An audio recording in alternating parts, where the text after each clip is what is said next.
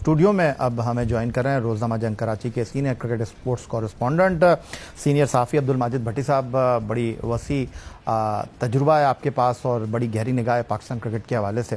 तो एक मरतबा फिर पाकिस्तान क्रिकेट लोगों की तवज्जो का मरकज़ बनी हुई है। क्रिकेट बोर्ड के फैसले अहमियत के हामिल हैं। गुफ्तगू यहीं से शुरू कर लेते हैं। जो सोहेल इमरान अभी बात कर रहे थे कि खिलाड़ियों के लिए कहा गया है, लाजमी करार दिया गया है कि वो डोमेस्टिक क्रिकेट में खेलेंगे, लेकिन अभी ये तय नहीं हुआ है कि वो वाइट बॉल क्रिकेट खेलेंगे डोमेस्टिक में या रेड बॉल खेलेंगे। उन्होंने ये भी कहा कि इस हवाले से पाकिस्तान क्रिकेट बोर्ड मुस्तकबिल में प्रेस कॉन्फ्रेंस भी करने का इरादा रखता है। होप कि चेयरमैन क्रिकेट बोर्ड ये प्रेस कॉन्फ्रेंस करे, चीफ ऑपरेटिंग करें या फिर आकिब जावेद। देखिए याया, अगर आप पिछले साल जब हमारा सीज़न शुरू हुआ उससे पहले की पीसीबी की मीडिया रिलीज उठा के देख लें, उस वक्त भी यही दावा किया गया था कि पाकिस्तान के जो बड़े प्लेयर्स हैं वो डोमेस्टिक क्रिकेट खेलेंगे। फिर आपको याद होगा गालिबन अक्टूबर में जब इंग्लैंड की टीम आई हुई थी और मुल्तान में दूसरे टेस्ट मैच में बाबर आजम और शाहीन शाह अफरीदी ड्रॉप हुए।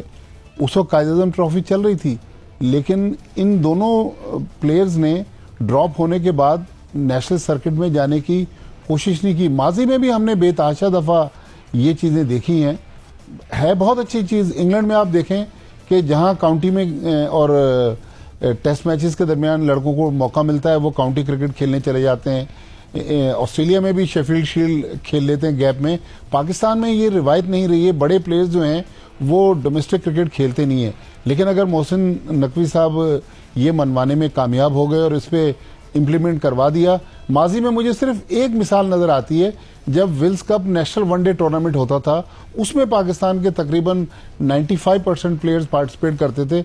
उसके अलावा पाकिस्तान में कहा जरूर जाता है, इस पे अमल दरामद नहीं होता। अगर इस बार अमल दरामद करा दें तो मेरे ख्याल में हमारे डोमेस्टिक क्रिकेट की वैल्यू भी बढ़ेगी। फिर जो स्पॉन्सर्स हैं वो भी अट्रैक्ट होंगे कि सारे बड़े प्लेयर्स डोमेस्टिक क्रिकेट खेल रहे हैं। भट्टी साहब ने बात की, हारिस रऊफ ने 2023-24 में जब पाकिस्तान टीम ने ऑस्ट्रेलिया का दौरा किया था टेस्ट क्रिकेट खेलने के लिए, तो टेस्ट क्रिकेट खेलने से माजरत कर ली थी और दूसरे T20 बांग्लादेश के उन्होंने प्रेस कॉन्फ्रेंस की और उनसे जब सवाल हुआ कि आप टेस्ट क्रिकेट नहीं खेलते, फर्स्ट क्लास क्रिकेट नहीं खेलते, तो कुछ गुस्से में उन्होंने इस प्रेस कॉन्फ्रेंस में सहाफ़ी के सवाल का जवाब दिया था। क्या कहा था, आइए आपको दिखाते हैं। यार मेरे हाल से ये बहुत ही क्वेश्चन हो चुका है यार कि रेड बॉल क्रिकेट कौन नहीं खेलना चाहता।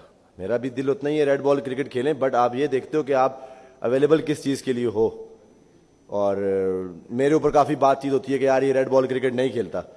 यार अब जब वनडे सीरीज़ पाकिस्तान की या T20 सीरीज़ हो रही है और डोमेस्टिक क्रिकेट ये नहीं खेलता, ये काफ़ी बहुत बात सुनने को मिलती भी है। तो मेरे हाल से जो बोलने वाला तो उसको ये देखना चाहिए कि यार पाकिस्तान की सीरीज़ चल रही है, T20 क्रिकेट चल रही है, वनडे क्रिकेट चल रही है, हारिस रऊफ टूर पे है और वो हारिस रऊफ पाकिस्तान की जो T20 सीरीज़ छोड़ कर आके डोमेस्टिक कैसे खेले। बात दरअसल में ये है, मेरे पास अभी टाइम था। मैं जब चैंपियन साउथ अफ्रीका से वापस आया, चैंपियन ट्रॉफी से पहले एक मंथ था मेरे पास जिसमें पाकिस्तान की टेस्ट सीरीज साउथ अफ्रीका में हो रही थी और मैंने कोशिश यही की कि जाके 4 डे क्रिकेट खेलूं और मैंने दो 4 डे के मैचेस खेले बिफोर द चैंपियन ट्रॉफी। जब आपके पास टाइम होता है आप अपनी चीज़ों पे काम करते हैं। कोई भी ऐसा बॉलर नहीं होता कि वो नहीं चाहता कि अपने ऊपर काम ना किया जाए।